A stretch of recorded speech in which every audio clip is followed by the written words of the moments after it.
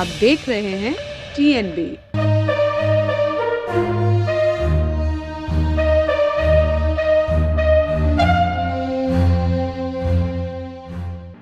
अगर आप शादी ब्याह या फिर दूसरे कामों के लिए दिल्ली जाने की प्लानिंग कर रहे हैं तो अभी रुक जाइए। केजरीवाल सरकार ने प्रदूषण कम करने के लिए 3 दिसंबर तक दिल्ली में पेट्रोल डीजल वाहनों की एंट्री पर रोक लगा दी है। हालांकि आपके पास सीएनजी या फिर इलेक्ट्रिकल व्हीकल है तो आपके दिल्ली जाने पर कोई रोक नहीं। दिल्ली के पर्यावरण मंत्री गोपाल राय ने कहा कि दिल्ली में प्रदूषण के स्तर में मामूली सुधार है।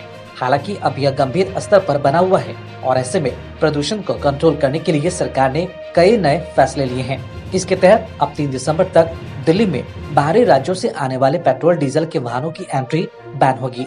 हालांकि दिल्ली में रहने वाले लोग पेट्रोल डीजल वाली गाड़ियों का इस्तेमाल करते रहेंगे। उन्होंने कहा कि सरकार ने 27 नवंबर के बाद दिल्ली में सीएनजी और बैटरी से चलने वाले ट्रक और दूसरे मालवाहक वाहनों को दिल्ली में एंट्री की इजाजत देने का फैसला किया है। यह अनुमति केवल जरूरी सामान ला रहे मालवाहक वाहनों के लिए होगी। गोपाल राय ने कहा कि 29 नवंबर से दिल्ली में सभी स्कूल और कॉलेज खुल जाएंगे। इसके साथ ही दिल्ली के सरकारी दफ्तरों में रूटीन कामकाज भी चालू हो जाएगा। उन्होंने लोगों से अपील की कि अपने काम धंधों पर जाने के लिए वे प्राइवेट वाहनों के बजाय बस या फिर मेट्रो का इस्तेमाल करें। इसके लिए दिल्ली सरकार ने कॉलोनियों को कनेक्ट करने वाली विशेष रूट की बस सेवाएं शुरू की हैं। उन्होंने ये भी बताया कि सरकार निर्माण और ध्वस्त करने संबंधी कार्यों पर लगे प्रतिबंध शर्तों के साथ हटा चुकी है और इसके लिए जो नियम तय हुए हैं उनका पालन करना जरूरी होगा।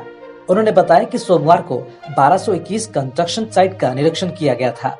जांच में दोषी पाए जाने पर 105 साइट पर कानूनी कार्रवाई की गई है। सरकारी फैसले के तहत फिलहाल 27 नवंबर से 3 दिसंबर तक गैर जरूरी सेवा में लगे सीएनजी और इलेक्ट्रिक वाहनों को ही एंट्री दी जाएगी, यानी पेट्रोल और डीजल से चलने वाले ट्रकों पर प्रतिबंध जारी रहेगा।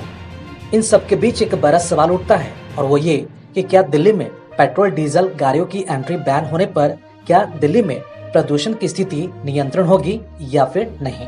खबरों में फिलहाल इतना ही। देश और दुनिया की ताज़ा अपडेट्स के लिए लॉगिन करें www.thenationalbulletin.in पर।